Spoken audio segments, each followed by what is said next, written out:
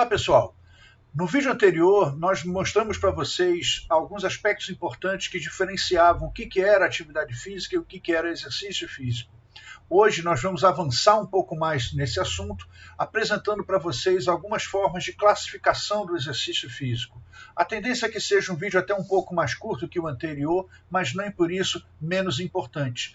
A gente vai perceber que boa parte do que vai ser falado hoje vai fazer links diretos com várias coisas que vão ser mencionadas ao longo dessa disciplina.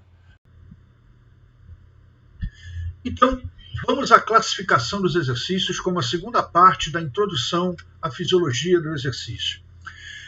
Uma das formas mais tradicionais que a gente observa de classificar os exercícios é através dessa simplória diferença entre aeróbios e exercícios anaeróbios.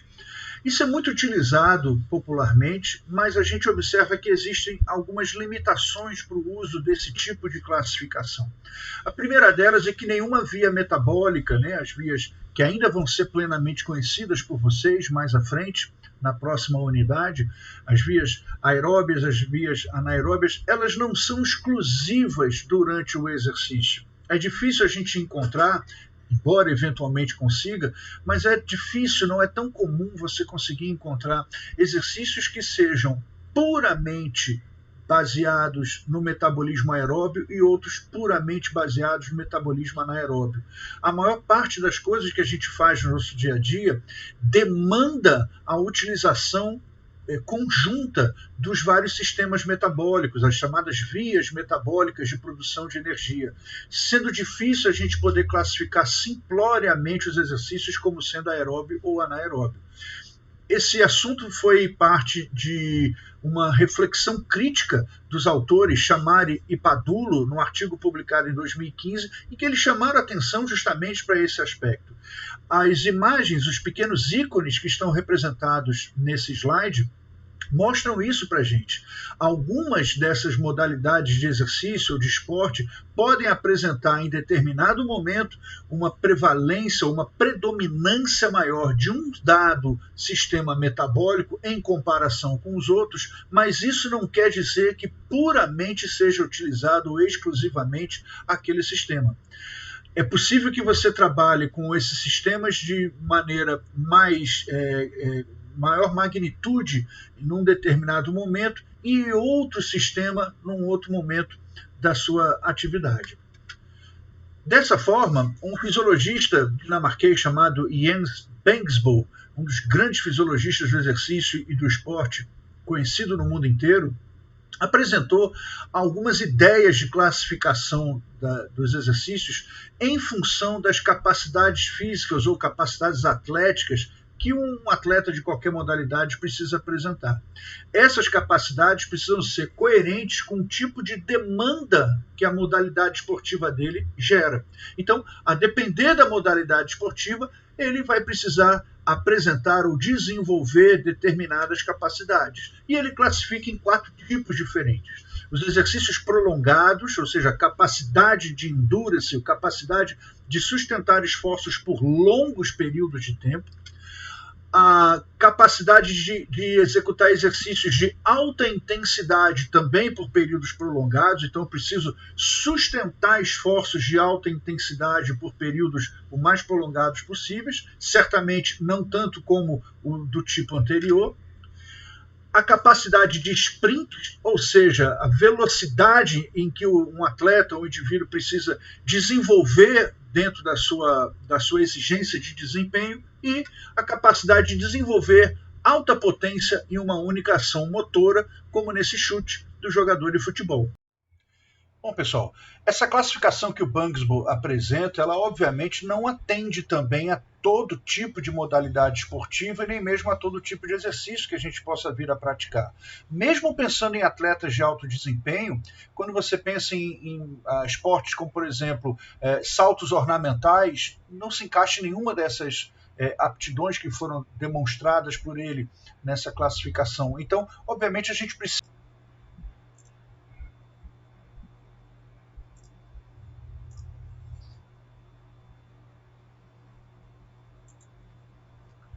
Com base nisso, a gente pode também pensar em alguns critérios diferentes para classificar os exercícios.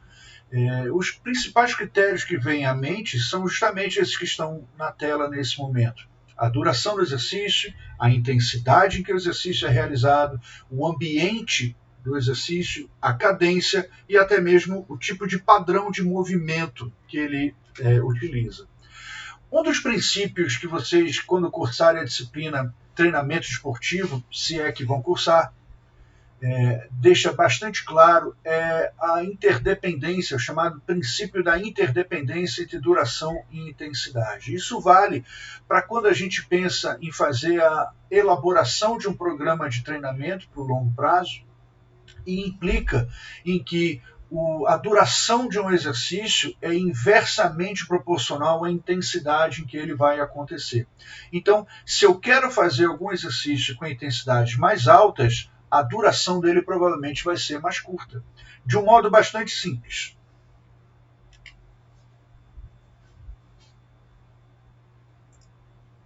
Precisa buscar ainda mais outras formas de tentar classificar os exercícios para poder entender as diferenças entre cada um deles.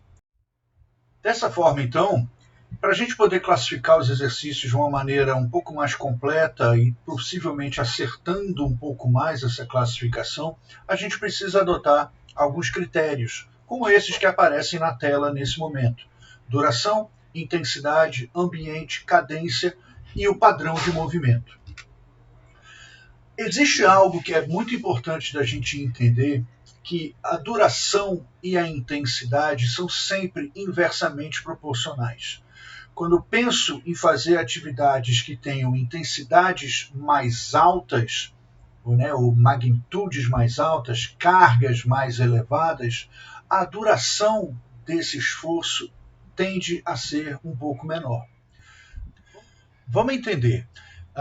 Imagina que você pense em fazer um certo número de repetições no exercício de fortalecimento muscular, a tradicional musculação. Então você compõe uma carga e tenta mobilizar essa carga por, quem sabe, 8 ou 10 repetições. E aparentemente essa carga é compatível para esse número de repetições que você quer realizar. Mas você agora resolveu então tentar, ao invés de manter essa mesma carga para a próxima série que você for fazer, você quer aumentar um pouco mais. E aí coloca mais 5 ou 10%, né, de peso, de carga, para você poder mobilizar.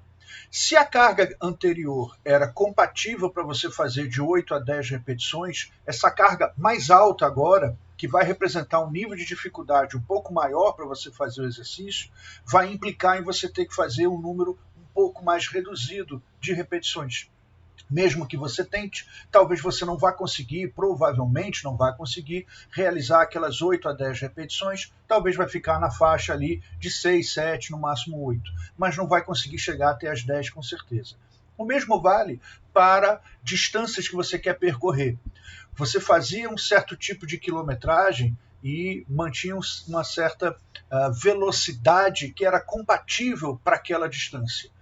E de repente você resolveu tentar fazer distâncias mais longas. Para uma distância mais longa do que aquela, a sua velocidade provavelmente vai precisar ser reduzida. Chamari e Padulo, no artigo que eles publicaram em 2015, também chamaram atenção para esforços do tipo all out. A expressão mal traduzida do inglês para o português, mas seria algo do tipo esforço total, o tudo ou nada. E que mesmo assim haveria algumas subdivisões dentro desse tipo de esforço. Eles chamam dessa forma aqueles esforços que têm duração até 6 segundos de esforços explosivos. Particularmente não gosto muito dessa expressão, mas ela é utilizada em alguns textos, em alguns livros e artigos. Os autores também mencionam os esforços de alta intensidade que têm, ainda que se mantenha um alto nível de esforço, a duração do esforço é um pouco mais longa, entre 6 segundos e até 1 minuto. E, por fim, a intensidade de endurance, que seriam os esforços acima de 1 minuto de duração. Ok, vamos esclarecer alguns aspectos que são importantes. Quando a gente olha esses 3 tipos de classificação que apareceram agora, todas se referem a esse tipo de esforço chamado de all-out, ou esforço total, aquela história do tudo ou nada. Não é um esforço tradicional que a gente vai fazer para a maior parte das coisas que a gente faz. Então, principalmente quando aparece aquela classificação de intensidade de endurance acima de 1 minuto, aquilo ali ainda não se caracteriza como sendo esforço de longa duração. Não é disso que a gente está falando. A gente está falando de esforços de tudo ou nada. Aquela intensidade máxima. Imagina que você está naquela reta final de uma corrida de longa distância e você resolve dar aquele sprint para tentar melhorar a sua posição, a sua classificação final. Aquele sprint representa esse tipo de esforço, não a sua corrida como um todo. É somente aquela parte. E coisas desse tipo. Então, não vai haver uma representação de esforço de longa duração. Os termos que são apresentados por esses autores talvez não sejam ainda os melhores também. E eles mesmos ressaltam isso no artigo que eles apresentam.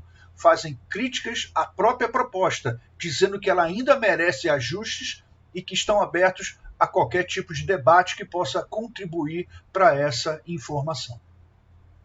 Outro estudo que se mostrou bastante interessante também, ainda no início da década passada, apresentou 4 domínios diferentes para classificar a intensidade do exercício com base no que ele consegue alcançar em termos do VO2 máximo.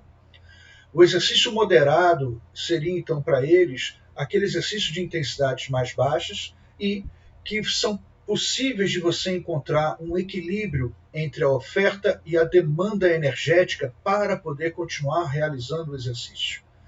São exercícios que são realizados abaixo do chamado limiar de lactato, que vai representar um momento de mudança de produção de energia, de uma predominância mais aeróbica de produção de energia para uma predominância mais anaeróbica. Quando a gente trabalha com abaixo do limiar de lactato, a tendência é que eu consiga sustentar esses esforços por longa ou muito longa duração. O exercício intenso é aquele que é realizado acima do limiar de lactato, justamente aquele que tende a gerar uma maior produção de acidose muscular e metabólica. E a partir disso, é possível que a duração do seu esforço possa ficar comprometida. Esforços realizados dentro desse domínio de intensidade tendem a ser um pouco mais curtos em termos de duração do que os moderados. O próximo domínio de intensidade do exercício é o domínio severo. É aquele que normalmente é utilizado em testes de esforço para tentar observar qual é a máxima capacidade de exercício que o indivíduo tem. Normalmente esses testes são feitos de forma progressiva, ou seja, a intensidade do exercício vai aumentando conforme o tempo vai passando, até que o indivíduo não consiga mais sustentar. Nesse momento, entende-se que o indivíduo alcançou o chamado VO2 máximo, que é a máxima capacidade de utilização do oxigênio para realizar os exercícios. Por fim, pessoal, nós temos o chamado exercício extremo, que é aquele em que a intensidade é tão alta, tão elevada, que o indivíduo entra em fadiga antes mesmo de conseguir atingir o VO2 máximo. Mesmo que ele queira trabalhar em intensidades mais altas, ele não consegue mais. Existem vários mecanismos diferentes que podem levar à fadiga, que são associados desde um aporte nutricional inadequado até mesmo a geração de uma acidose excessiva ou até mesmo algumas outras limitações do ponto de vista cardiorrespiratório que não vão dar condições para que ele mantenha-se fazendo exercício. A intensidade foi exagerada e o indivíduo precisou interromper a atividade de forma precoce. Pessoal, algo que tem que ficar claro para todo mundo também é o seguinte: quando eu penso nessa relação entre duração e intensidade, eu preciso analisar as duas de forma conjunta. Eu não posso só pensar na intensidade ou só pensar na duração. Isso vai ter um impacto muito grande quando a gente começar a falar na próxima unidade sobre a predominância dos sistemas energéticos. E a gente vai perceber que a gente não pode levar em conta apenas o fato de você fazer um exercício com duração mais longa ou mais curta. Vou dar um exemplo simples para vocês. Se vocês fizerem uma breve experiência agora, enquanto estão assistindo esse vídeo, se vocês simplesmente se levantarem, andarem até o próximo cômodo ao seu lado, se você está no seu quarto, vai até a sala, se está na sala, vai para o quarto, onde você estiver, vai até o cômodo vizinho e retorna para a sua cadeira nesse momento. O que vai acontecer? Seu exercício ou sua atividade nesse momento durou apenas alguns segundos. Fazer o exercício ou essa atividade com essa pequena duração, de repente vai dar aí 4 segundos, 5 segundos, 6 no máximo, não significa dizer que você está trabalhando com uma intensidade super alta. Não é isso. A intensidade continuou baixa, mas você teve uma duração que foi muito curta. Isso vai ter um impacto muito importante, não só na classificação do esforço, mas também para o entendimento de qual é o tipo de sistema energético predominante nesse tipo de situação. Então fiquem sempre atentos. Quando forem avaliar alguém fazendo alguma forma de exercício, pensem sempre de forma conjunta entre a duração e a intensidade. Vamos a mais um critério para a gente poder classificar os exercícios, dessa vez com base no ambiente em que ele é realizado. Existem ambientes distintos em que a gente pode observar ou realizar o exercício físico e a prática esportiva. Os mais comuns se encontram entre o ambiente terrestre e o aquático. Do ponto de vista da fisiologia do exercício, existem diferenças importantes nas respostas fisiológicas que acontecem quando eu faço exercício no meio aquático. Esses assuntos vão ser matéria da disciplina Fisiologia do Exercício 2, a ser ofertada no próximo semestre. Também existe a questão do estresse térmico. Exercícios que são feitos em situação de calor extremo ou de frio extremo, que também vão demandar uma série de esforços do organismo para que consiga manter o exercício sendo realizado. E, por fim, aqueles esforços que são feitos em altitude, normalmente em que a temperatura tende a ser mais fria, mais baixa, mas não apenas isso, o ar tende a ser mais rarefeito, o que significa dizer que a pressão parcial do oxigênio na atmosfera, naquela altitude, tende a ser mais baixa, dificultando a captação desse oxigênio para dentro do corpo. Também existem exercícios que são feitos com cadências diferentes. A cadência do exercício pode ser constante, ou seja, aquela caminhada que você faz na esteira rolante a 6, 7 km por hora e você não altera em nenhum momento essa velocidade, isso é um exercício feito com intensidade constante ou com cadência constante. A mesma coisa acontece com outras formas de movimento corporal, como, por exemplo, quando a gente pula a corda e que tende a manter também uma cadência similar ao longo de todo o exercício. No entanto, o exercício também pode ser realizado com com cadências variadas. A maior parte das modalidades esportivas trabalha dentro dessa perspectiva. Eu não tenho uma única cadência de movimento sendo realizada o tempo todo. Eu preciso alterar constantemente, porque as demandas da atividade ou da modalidade esportiva me fazem gerar esse tipo de modificações. Também é possível que eu faça programações prévias de mudança de cadência do exercício.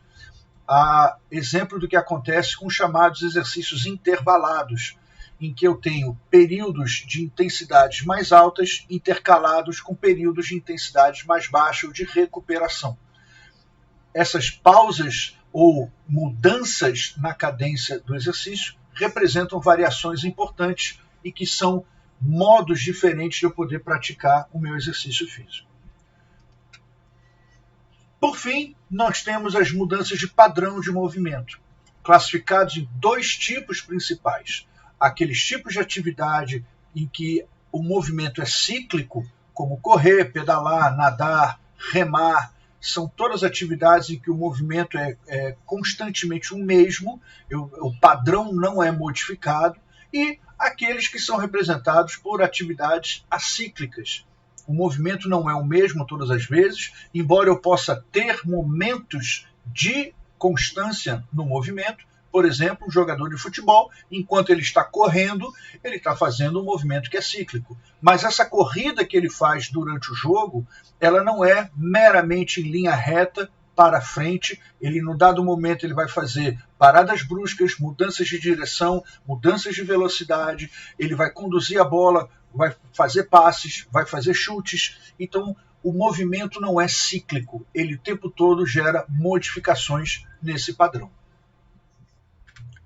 Bom, pessoal, chegamos ao final da nossa segunda videoaula. Espero que vocês tenham gostado e já estamos preparando a terceira videoaula para deixar disponível para vocês em muito breve. O próximo tópico que vai ser apresentado é sobre os efeitos fisiológicos do exercício, mostrando a caracterização de cada um deles e apresentando exemplos de como eles funcionam no dia a dia dos nossos exercícios físicos. Até breve.